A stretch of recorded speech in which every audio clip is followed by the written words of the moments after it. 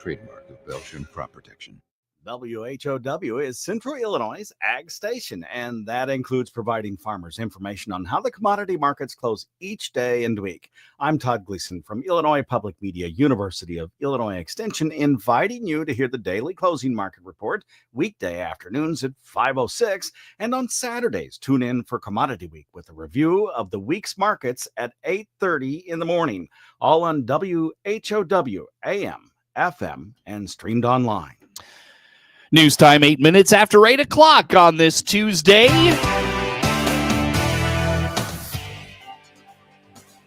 Top of the morning from the newsroom of Regional Radio and DeWittDailyNews.com. I'm Seth Lawrence with this expanded 8 o'clock newscast. We stream to Facebook and YouTube, brought to you by Peterson Insurance, your Pekin insurance agent in Clinton.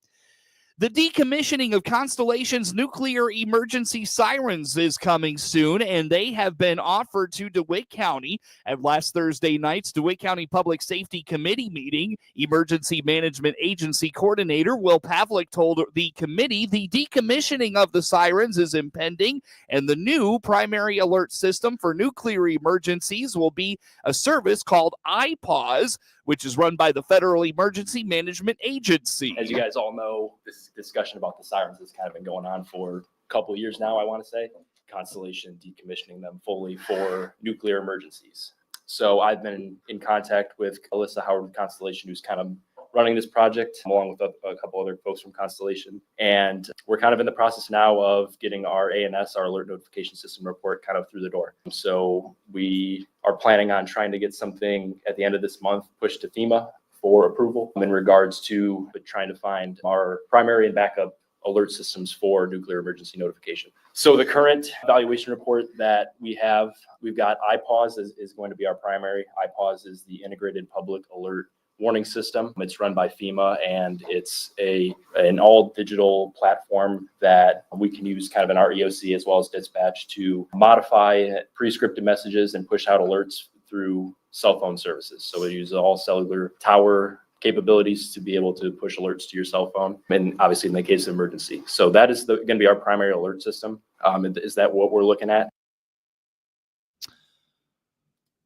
In case of an iPause failure, the backup will be Everbridge. Pavlik notes the changes are coming in new federal mandates for all nuclear emergency notices to be issued in a digital format. Our primary backup system that we're using is going to be a mass notification system called Everbridge. And Everbridge basically is a system that uses landlines, it uses cell phone service, VoIP services, and then emails, and it kind of funnels all of the numbers within a jurisdiction through a database. And then through that database, it pushes out alert messages and emergency notification alerts to everyone's cell phone, emails, texts. It's very similar to the HyperReach that we use right now within the city and the county, which those are kind of the two pieces we're looking at. The reason that Constellation is decommissioning the siren used for nuclear emergencies is that the Nuclear Regulatory Commission is having this be put in the FEMA rep manual to satisfy a requirement that all notifications from a nuclear perspective will have to go to a digital monitoring, and sirens will no longer be an option for nuclear emergencies. Constellation is willing to transfer the ownership of the sirens to the county. However, they would have to take on the costs of maintenance.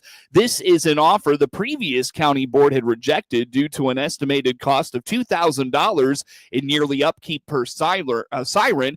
Now, Constellation says it would be $500 per siren per year. Essentially what we had kind of discussed with Constellation is obviously we use our sirens not only for nuclear emergencies, but we also use them for all hazard notification as well. For tornadoes, severe weather, anything of that nature, hazmat, potentially kind of in the following steps in terms of trying to educate the public on what we're going to be doing from this point forward. Obviously, we've kind of talked before about, do we want to keep the sirens? Because the Constellation is giving us the opportunity to keep the sirens, but we would obviously have to maintain them at our own cost. So, whether it's the county or a municipality takes them on, they will leave sirens for us, but we will be in charge of maintaining it. We'll be in charge of getting the setup ready. And if it needs to be taken down for some sort of service issue, that'll be up to us as a county if we take those on. So that's obviously an option too, if we would like to keep the sirens. But yeah, I know Constellation has said it'll be about $500 per year to maintain those on average. And that's obviously barring no major setback with any of the Sirens, which will be a lot more than $500 potentially.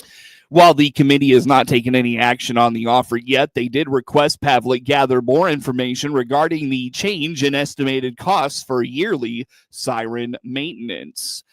Clinton's Kiwanis Park is moving closer to a new playground with target installation of mid-summer. This week, city officials meet with contractors to begin site preparation, a key step in the project's progress. Well, we have a meeting, myself, a representative from the company that we've contracted with to buy the park play equipment. And that same company is doing the surfacing, the flooring of the park, as well as installing all the equipment.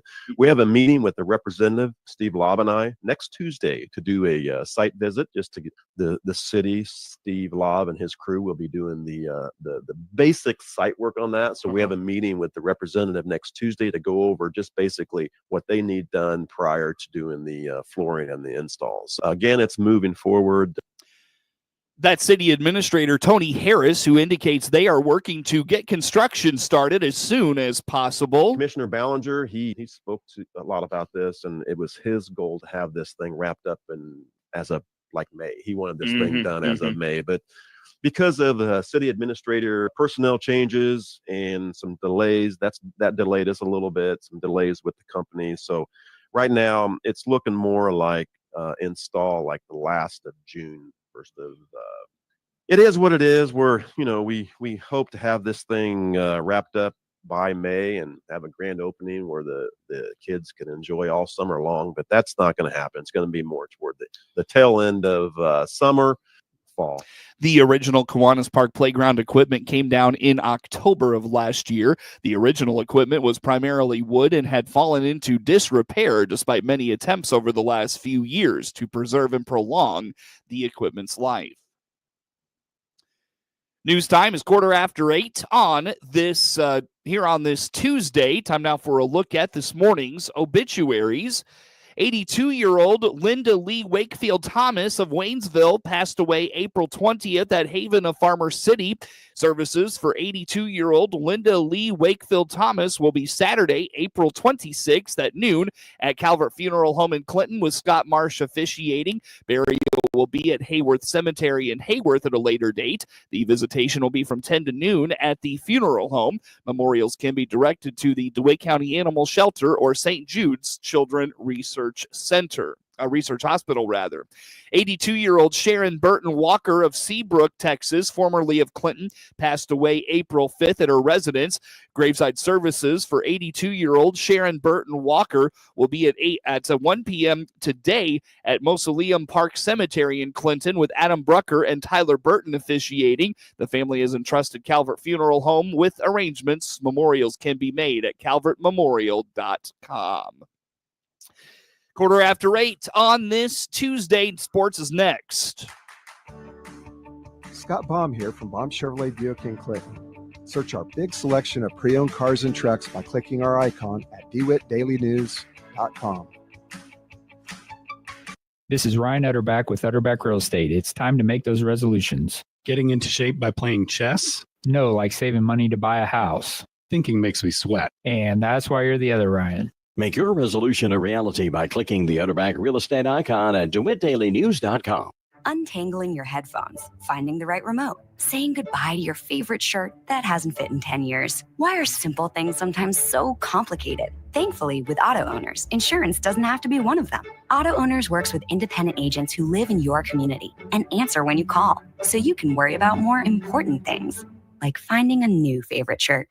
That's simple human sense. Come see me, Jay Peterson, your Auto Owners Insurance Agent at 117 West Main in Clinton, or call 935-6605. Ace is the place with the helpful hardware, folks. Ace now offers free assembly and free delivery, so it's never been easier to get a great grill for your family, like a Weber gas grill, a Traeger wood pellet grill, or a Big Green Egg charcoal grill. Only at your neighborhood Ace. Around the block. What you need in stock, with people who know their grills.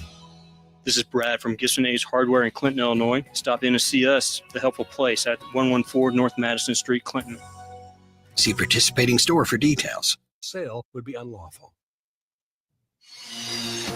With SRN Sports, I'm George Williams checking Major League Baseball from yesterday. It was the traditional 11 o'clock in the morning start for the Red Sox and the White Sox on Patriots Day. The game goes to the Red Sox by a score of 4-2 to accommodate the running of the Boston Marathon. Those results in just a moment. Elsewhere in baseball, the Guardians over the Yankees 6-4. Marlins beat the Reds 6-3. Tigers over the Padres 6-4. Mets beat the Phillies 5-4. It was the Braves defeating the Cardinals 7-6. Astros shut out the Blue Jays 7-0, and the Giants over the Brewers 5-2. Well, the Boston Marathon, led by actors portraying Paul Revere, announcing the runners are coming. The women's winner, Sharon Lokedi of Kenya, breaking the course record by more than 2.5 minutes to take the laurels. And fellow Kenyan John Courier, who fell down at the start, came back to run the second fastest Boston Marathon for a man, winning in Boston. SRN Sports. NBA action was the Pistons over the Knicks, 194 in their second playoff game. Pistons tie the series at 1. Clippers defeat the Nuggets 105-102, tying that series at 1. In basketball tonight, you have the Bucks against the Pacers, Grizzlies and the Thunder, Timberwolves against the Lakers. NHL playoff play in overtime. It was the Capitals over the Canadiens 3-2 to take a 1-0 lead in that best-of-7 series. And in his long storied career, it was the first overtime playoff goal for Alex Ovechkin to win the game. Elsewhere, Jets over the Blues 2-1. Jets take a 2-0 lead in that series. In overtime, Stars defeat the Avalanche 5-4 to even that series. Kings take a 1-0 lead over the Oilers with a 6-5 win. Tonight, Devils and Hurricanes, Senators and Maple Leafs, Panthers and Lightning, Wild and Golden Knights. And in golf, a great amateur player, Jay Siegel, has passed away at age of 81. He made a name for himself on the Champions Tour. This is SRN Sports. Time now for a look at sports. I'm Seth Lawrence with this report. Adley Humble drove in 6 runs and led Clinton in a slugfest win, 14-13 over Decatur St. Teresa Monday afternoon in Decatur. A 2-run single by Humble in the first inning got the scoring started for the Lady Maroons, who jumped out to a 3-0 lead. The Lady Bulldogs would score the next 5 to go up 5-3 after 4. But a 6-run 5th inning broke the scoring open. Annalise Thompson hit a 2-run single to left to put Clinton up 7-5. 2 batters later, Humble added another 2-run single to put the Lady Maroons in front, 9-5. St. T got 2 back in its half of the frame to get within 9-7. After Clinton tacked on a run in the top of the 6th to make it 10-7 on a Thompson run-scoring hit. The Lady Bulldogs answered with 5 in the bottom of the 6th to regain the lead, 12-10. But Clinton wasn't going away without a fight. Humble added another RBI hit to bring the Lady Maroons within 12-11. Olivia Haynes' RBI ground out tied the game at 12. A batter later, Lainey Nichols singled to center, scoring 2 to put Clinton ahead 14-12, a lead they would not surrender despite St. T scoring a run and threatening to walk it off in the bottom of the 7th. Humble was 3 for 5 with a double and 6 RBIs. Thompson and Nichols drove in 2 runs, while Olivia Humes was 3 for 3. Avery Smith finished 2 for 3 for Clinton as well. The Lady Maroons had just 1 extra base hit in the contest. With the win, Clinton is 3-9 overall. They will travel to Hartsburg to take on Hardham today. Cole Basak, Colton Vance, and Ike Young all went yard, leading Monticello to a 12-3 win in non-conference high school baseball action on Monday in Forsyth. The Sages jumped out to a 2-0 lead on an Eli Kraft RBI single. Eric Arnold, Saturday's hero, with the walk-off hit against Williamsville, hit a sac fly to make it 2-0. Grady Rose and Camden Trendler hit back-to-back run-scoring singles in the Trojans' half of the first to tie the game at 2, but it was all Sages after that. Kraft hit a 2-run double in the top of the 3rd inning to put Monticello ahead 4-2. 2 batters later, Vance connected for a 2-run shot to left. Caden Rose hit a sac fly in the bottom of the 3rd to get Maroa Forsyth within 4-3. Basak homered to start the fourth and make it 5-3. Monticello, a sac fly from Kraft and a balk scored 2 more for Monticello in the inning to go up 7-3. Young's 3-run homer to left in the 7th broke the game open to make it 10-3. Kraft paced Monticello going 2 for 4 with 4 RBIs and credited with 2 doubles. Dawson Gitros was 2 for 3 with 3 runs scored at the top of the order for the Sages. Carter Foran was 2 for 4 with 2 runs scored. Grady Rose and Trendler each went 2 for 4 with an RBI for the Trojans. Foran fired 4 innings of 3-run ball for the Sages. Matthias Rudolph closed it out with 3 innings of scoreless relief. Maroa Forsyth is 11-5 overall. They will host Williamsville today. Monticello moves to 14-3 overall, and they will take on Salt Fork on Wednesday. M.J. Hall fired another gem, leading Aregenta-Oreana over Sullivan 1-0 in Lincoln Prairie Conference High School baseball action Monday in Sullivan. Hall went the distance with 12 strikeouts and permitted just 3 hits and issued 3 walks. The only run of the game came on a bases-loaded walk in the 2nd inning. Jackson Finch, Lucas Camfield, Carter Logue, Mason Markham, and Hall each had hits for the Bombers. With the win, Aregenta-Oreana goes to 8-5 overall and 4-1 in the Lincoln Prairie Conference. They will do battle with Decatur Unity Christian on Thursday.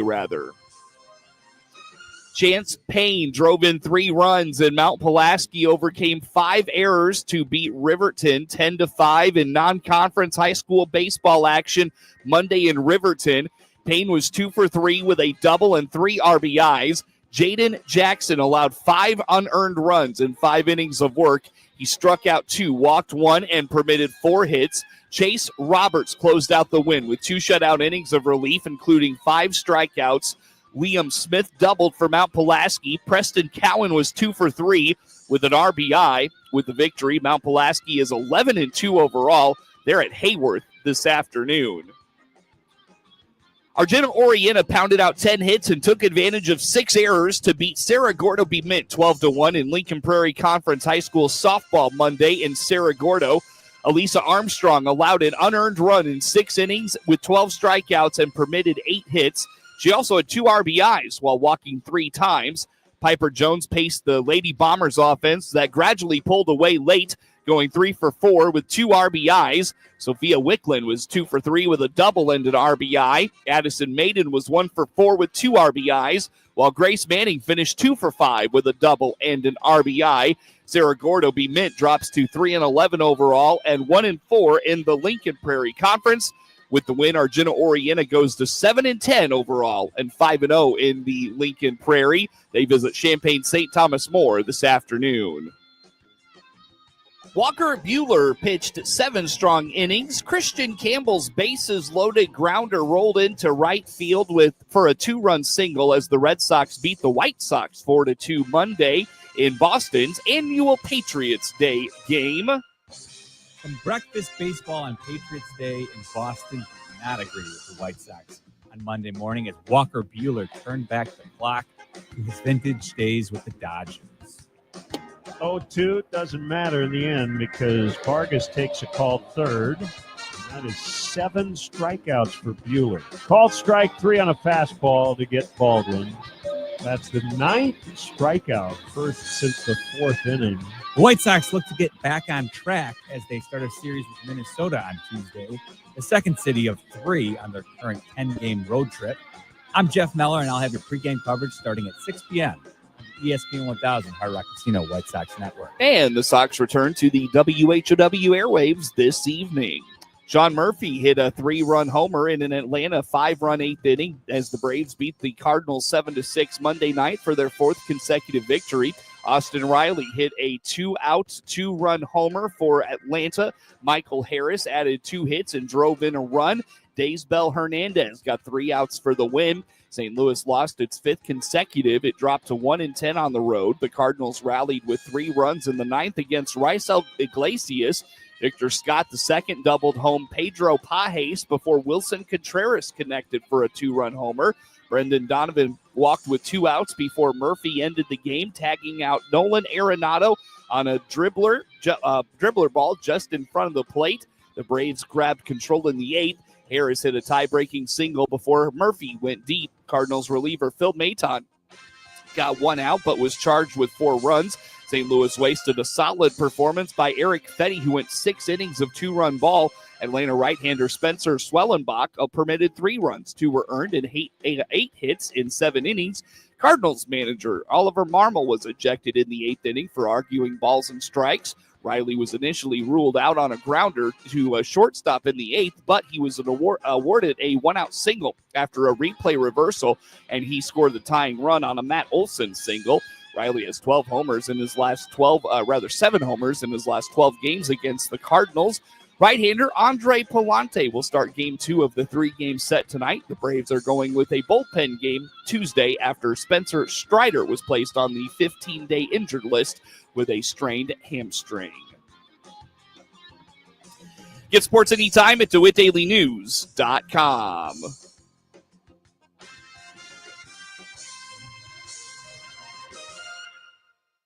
MR Systems Wireless is your local internet provider for Clinton and surrounding area. They have the products you want and the local service you deserve. MR Systems Wireless Internet service for home or business includes unlimited data, unlimited streaming, and unlimited calling. Plans start at just $48 a month and get a free Roku 4 lease with our media packages. Get the speed you need with MR Systems Wireless.